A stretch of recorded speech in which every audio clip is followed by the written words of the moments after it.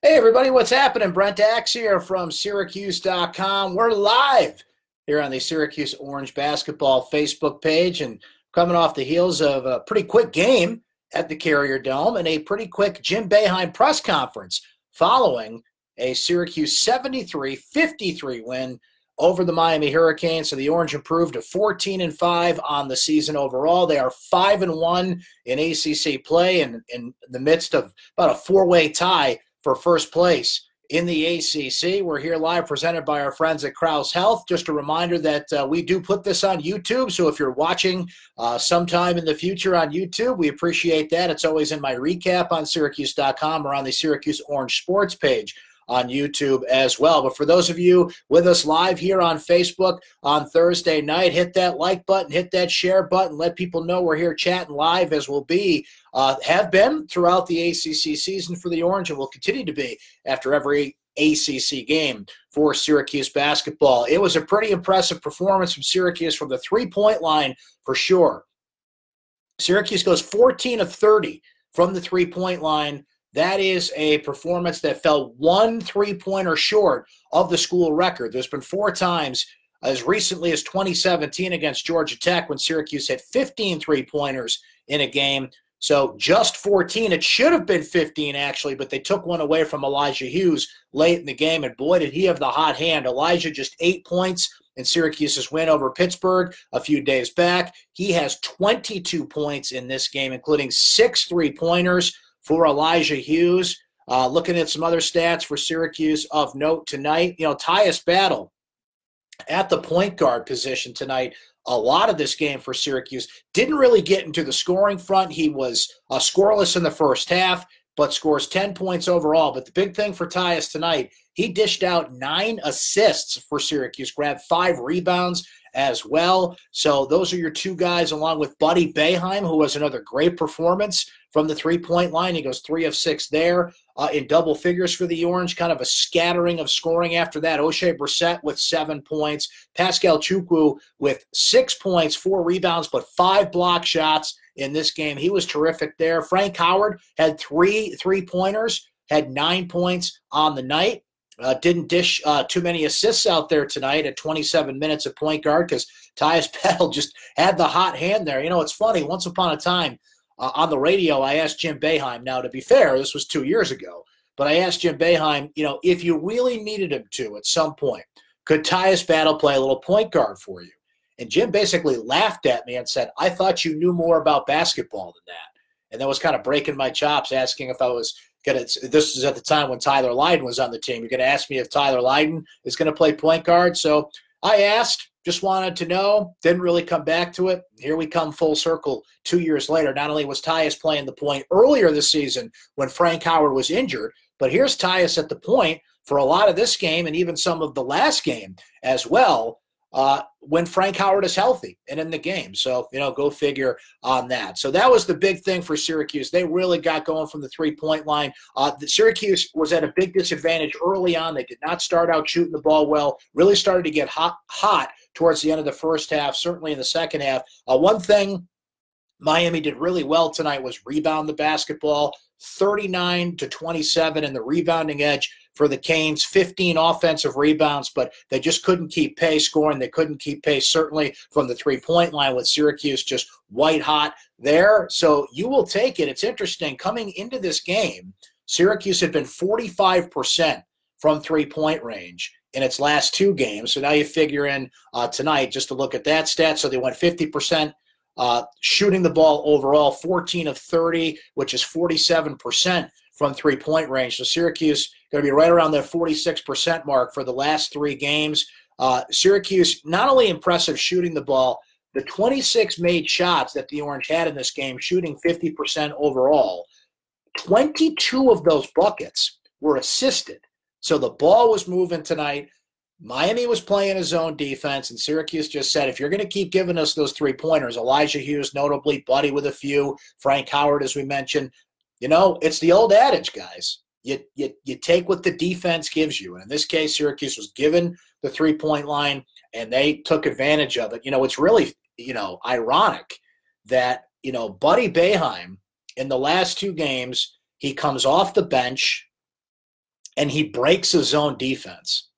Now, let's think about this for a minute. How ironic is it that the son of Jim Boeheim is a zone buster?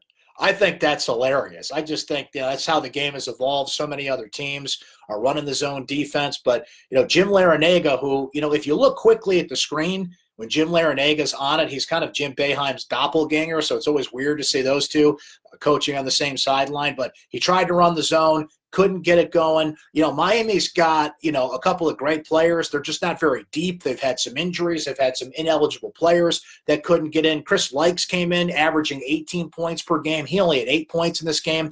Vasilovich, who had killed Syracuse in the past from the three-point line, just goes 3 of 8 there tonight. He finishes with 11 points. And, Miami had its moments. They certainly kept it close at times, but Syracuse really pulled away in the second half of this game to get a 20-point win. So now what you set up is a trip to Blacksburg. 3 straight road games at Virginia Tech on Saturday. They will turn around and play Boston College after that, and then go to Pittsburgh, a team that Syracuse, of course, has already seen and just defeated a few days ago. The thing about Virginia Tech is they're very good at home. They are a team that hits a lot of threes. They're one of the best three-point shooting teams in the ACC overall. Syracuse, obviously, as of late, has been a great three-point shooting team. And not only as of late, you look at how Syracuse has shot the ball on the road this year from three-point range. They made 12 three-pointers at Ohio State. They shot the ball really well at Notre Dame, and obviously had an offensive explosion and shot the ball really well from three-point range at Duke. So it's going to be a real contrast here. Not only has Virginia played well at home and shot the ball from three well overall, nobody's come within 10 points of Virginia Tech in Blacksburg. So it's going to be really interesting to see that game. Hopefully Buzz Williams can stay off the court.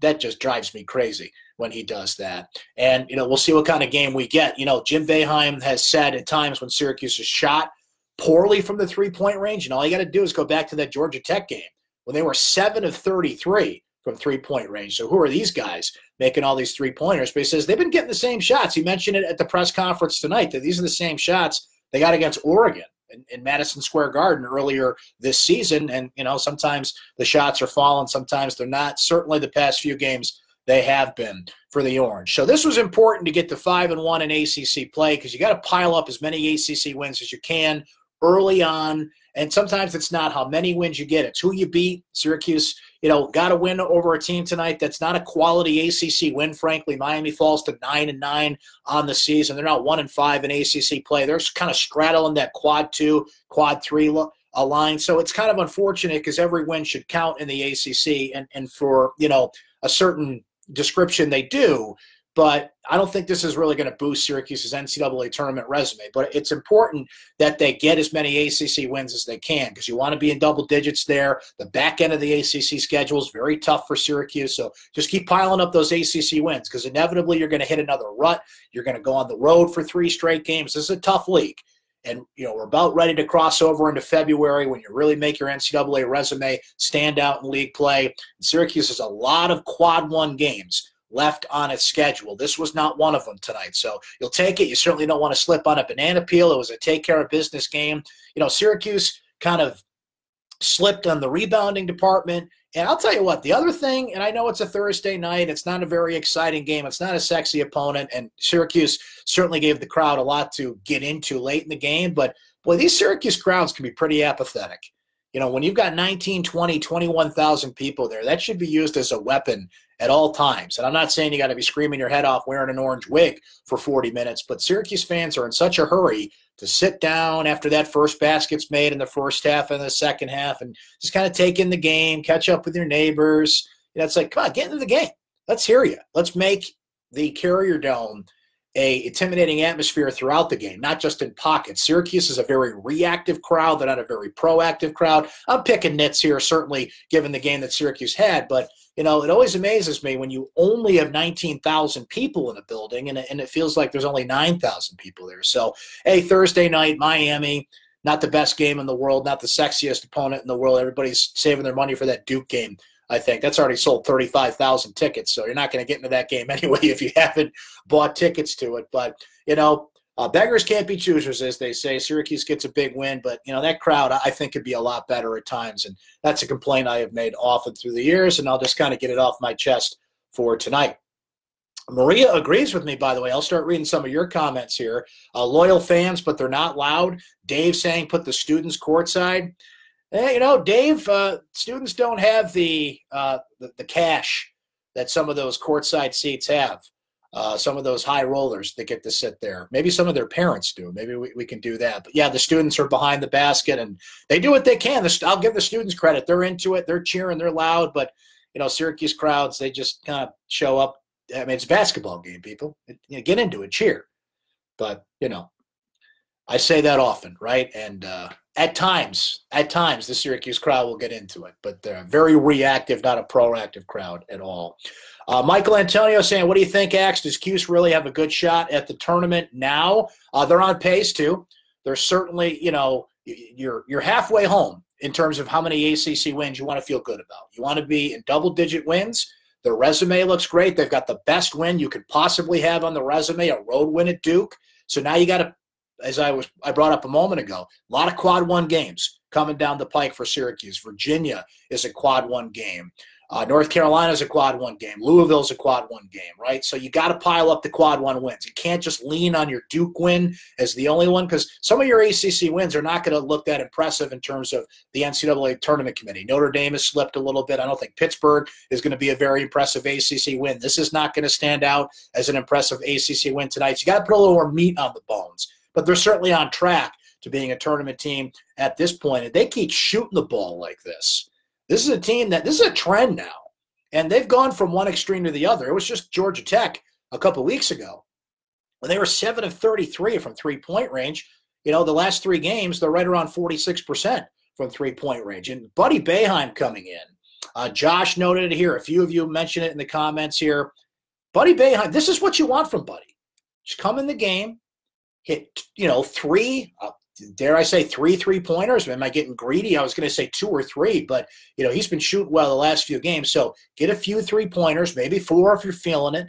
He's playing much better defense. He actually had a jumper inside the three-point line, so you got to respect his shooting there. Boom, spark off the bench. That's all you can really ask that kid to do. So that adds to Elijah Hughes. And when Buddy comes in, it breaks his own defense, which Miami was playing, and it opens up Tyus to drive the lane, O'Shea if he wants to drive the lane. I know O'Shea's really been struggling on the offensive end as of late, but when he's on his game and can get inside there and do that, and see, if Buddy breaks the zone and Miami has to respect him, Tyus can drive and Frank can drive and others could take advantage of that. They left Elijah Hughes open all night on the three-point line, and he burned him. You're going to leave that kid open, he's going to hit him, and he had 6 three-pointers in this game tonight. What else are you guys saying here tonight? Michelle saying, great game watching from Los Angeles. And high school friend of point guard Frank Howard saw me wearing my Syracuse sweatshirt at Ralph's. Fantastic. And talk to me. Hello in L.A. How are things in L.A.? It's cold out here. It's going to be, we just came off a string of single-digit temperatures and big winter storms, and another one could be coming this weekend. It's going to, I think, a high of like 22 tomorrow. So we're enjoying the winter out here, Michelle. I'm sure the weather much better where you are. Josh saying Virginia Tech is beatable. I'm wondering about Virginia Tech in that sense, Josh, because the 2 losses they've had recently, I mean, they got smoked by Virginia, and they got beat pretty bad by North Carolina. Those were both on the road. Virginia Tech's a very good home team, so I wouldn't, Virginia Tech's a good team. When they get going, they can hit a lot of threes. They love those home rims that they have. So Syracuse certainly has to keep pace if they can from 3. But if they are not feeling the shots early at Virginia Tech, that crowd can swallow you up. That building can swallow you up. So you're going to need Tyus Battle to really attack the rim. And Javen, I see you've been mentioning O'Shea and what he's doing right now. You're still going to need O'Shea Brissett to be – tonight Tyus and O'Shea combined for 17 points. It's going to be rare when those two are off offensively and Syracuse cruises this well on the offensive end, but that's what comes with having balance. When you have Elijah that can step in, when you have Buddy that can balance you. Hey, Frank Howard was hitting the 3 tonight. So when you get just enough balance from other guys, you don't have to lean so hard on Tyus Battle and O'Shea Brissett. And frankly, I think in games like this, you shouldn't have to lean on Tyus Battle so hard because you're going to need Tyus in those quad one games, those big games that I mentioned in ACC play. it sounds weird to say anyway, but you don't want to waste him in games like this. You want other players to step up against a Miami team like this. It's interesting on the rebounding front because Syracuse, and rebounds aren't always about height. Sometimes rebounds, you get long rebounds off of 3-point shots, and it's just a matter of effort, not height. But Syracuse is the tallest team in Division I basketball. Miami is 238th in that category. They're the shortest team in the ACC, and they beat Syracuse on the boards by 12 and had a huge gap, throughout the game. So, something to look at there, to pick some nits in what was otherwise a pretty solid win for Syracuse. But that just goes to show you it's not always about height. It's about position. It's about knowing where the shooters are. It's about effort. It's about want to, the old expression.